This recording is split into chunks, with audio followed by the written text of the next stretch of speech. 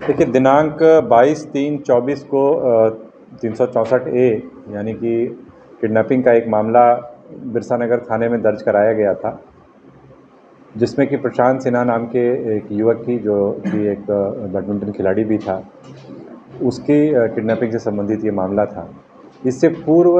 12 तारीख को इनके घर वालों के द्वारा, परिजनों के द्वारा इनकी गुमशुदगी का मामला दर्ज कराया गया था और पुलिस लगातार गुमशुदगी पर काम कर रही थी और उसके पश्चात अंततः इसमें प्राथमिकी दर्ज की गई, जब गुमशुदगी के बाद इनका कोई पता नहीं चल पा रहा था।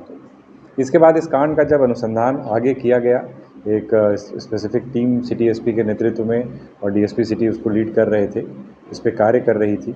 जिसमें इस टीम के द्वारा इस घटना में शामिल जो अभियुक्त हैं, काजल सुमन प्राथमिकी अभियुक्त एवं उनके मित्र प्राथमिकी अभियुक्त रौनक कुमार, इन 2 व्यक्तियों की गिरफ्तारी हुई है। ये पूरा प्रकरण इस प्रकार से है कि काजल सुमन और जो प्रशांत सिन्हा थे, ये 2019 से फेसबुक के मार्फत इन लोगों की दोस्ती हुई थी और दोनों के बीच पैसे का भी काफ़ी लेन-देन था और इसको लेकर बेसिकली प्रशांत सिन्हा डिमांड कर रहे थे कि अपना जो पैसा जो इन्होंने काजल सुमन को दिया था वापस करने के लिए, और काजल सुमन ने जो पैसे लिए थे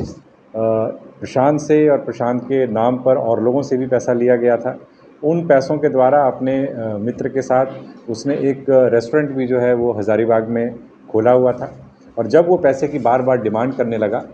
तो उस पैसे को दिलाने के नाम पर काजल सुमन यहाँ आकर उसको लेकर अपनी एक भाड़े की कार में यहाँ से 11 तारीख की दोपहर में सोनारी से ये लोग निकले और रांची होते हुए हज़ारीबाग पहुँचे और वहाँ पर पहुँचने के बाद जो इसका मित्र था उसके साथ एक खटाल पे ले गए स्कूटी में उसके, और वहाँ पर जा कर के उसकी हत्या कर दी गई गला दबाकर,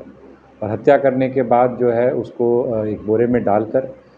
छड़वा डैम के पास में जा कर के उस बॉडी को डिस्पोज ऑफ करने का, एक तरीके से रफा दफा करने का प्रयास इनके द्वारा किया गया। लेकिन पुलिस इसमें लगातार लगी रही और पहले ये महिला भी लापता हो गई, कोई भी इसका ट्रेस नहीं मिल रहा था, बट अंततः अनुसंधान के दौरान इसको फिर ट्रेस किया गया, इसको सामने लाया गया और जब इसे गहनता से पूछताछ की गई तो इसने कन्फेस किया, पूरे मामले को बताया जिस प्रकार से इस पूरी घटना को अंजाम दिया गया अपने मित्र के साथ मिलकर पैसों के लेन देन के कारण, और फिर बॉडी की भी रिकवरी की गई। बॉडी का पोस्टमार्टम भी कराया गया है और डीएनए के लिए भी जो है वो सैंपल सुरक्षित किया गया है और इसमें जो प्रयुक्त हुई थी वो स्कूटी भी बरामद हुई है। साथ ही साथ जो मृतक प्रशांत कुमार सिन्हा हैं उनकी घड़ी और मोबाइल चार्जर वगैरह भी जो प्राथमिकी अभियुक्त रौनक कुमार वर्मा है उसके पास से जब्त किया गया है। तो ये एक दुखद घटना थी जिसमें कि पुलिस लगातार लगी रही और अंततः इसमें जो दोनों अभियुक्त शामिल थे उनकी गिरफ्तारी संभव हो सकी।